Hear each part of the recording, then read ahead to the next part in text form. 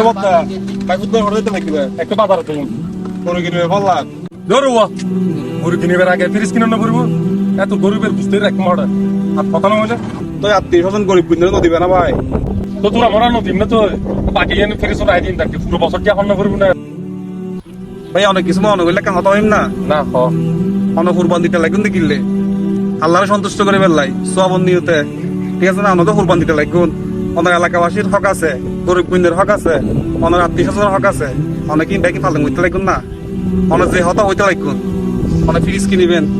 এত গরিব গো লইন গরিবের লইয়েরা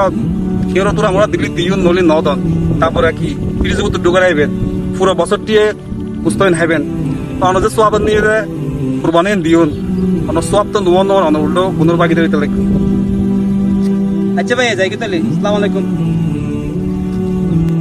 কোরবানির উদ্দেশ্য হলো আল্লাহকে সন্তুষ্ট করা, আর আল্লাহ তখনই সন্তুষ্ট হবে যখন বান্দা ত্যাগ স্বীকার করবে আল্লাহর জন্য। একই সঙ্গে সামর্থ্যবান ব্যক্তির সম্পদ থেকে পশু কোরবানির মাধ্যমে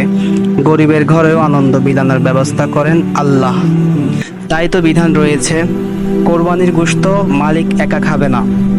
কোরবানির গোশত 3 ভাগ করা সুন্নাত। 1 ভাগ আত্মীয় স্বজন প্রতিবেশীদের জন্য, 1 ভাগ অসহায় গরিবদের জন্য, বাকি 1 ভাগ আপনার পরিবারের জন্য। এইভাবে কোরবানি করে ধনী গরিব আনন্দ ভাগাভাগি করলেই আল্লাহ সন্তুষ্ট হয়।